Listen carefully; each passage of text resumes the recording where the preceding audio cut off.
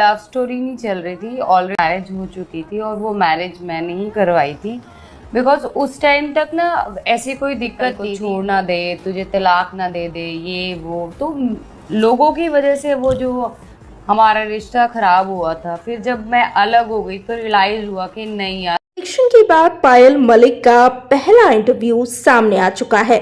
आखिरकार क्यों कहा अपने इंटरव्यू में कि औरतों को ही हमेशा कॉम्प्रोमाइज करना पड़ता है, चलिए जानते हैं पूरी अपडेट इस वीडियो में। अगर बात की जाए तो पायल मलिक का कल रात वीकेंड के वार पर एविक्शन हुआ, जिसके बाद वो अपना इंटरव्यू अब देना शुरू कर चुकी हैं। ऐसे में अपने इंटरव्यू के दौरान जब पायल मलिक से पहला सवाल किया गया कि आखिरकार आप क्या सच में फैंस के वोट्स के कारण आउट हुई हैं, तो पायल मलिक ने यहाँ पर जवाब दिया कि नहीं, बिल्कुल नहीं।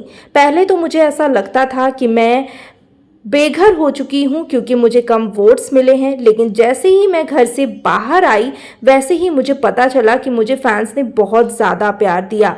मैं घर वालों के कारण आज बेघर हुई हूँ। जैसा कि आपको बता दूँ कि सना सुल्तान जो है वो एक ऐसी कंटेस्टेंट हैं जिन्हें सबसे ज़्यादा कहीं ना कहीं कम वोट्स मिले थे, लेकिन बावजूद सना सुल्तान को बाहर वाले ने बचा लिया और इसी वजह से सना सुल्तान की जगह पर मुझे कुर्बानी देनी पड़ी और मुझे घर से बेघर कर दिया गया।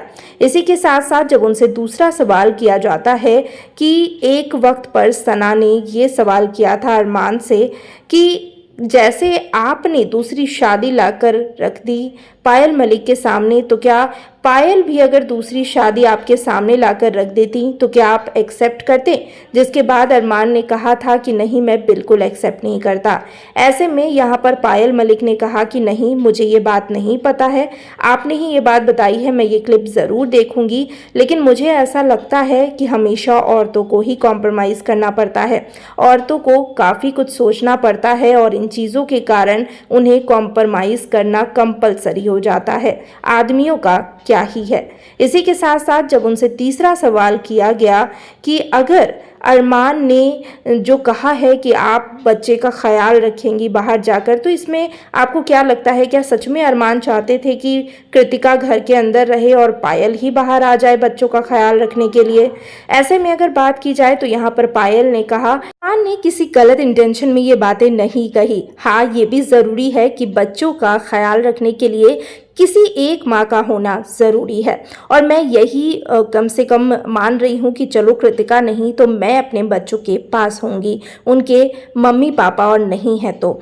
ऐसे में अगर बात की जाए जब उनसे अगला सवाल किया जाता है इंटरव्यू के दौरान कि अरमान और कृतिका में से कौन जीतना चाहिए, मतलब किसे आप जीतते हुए शो को देखना चाहती हैं, तो यहाँ पर जवाब देते हुए पायल ने कहा कि दोनों में से कोई भी जीते, बस मैं ये चाहती हूँ कि ट्रॉफी मेरे ही घर में आए।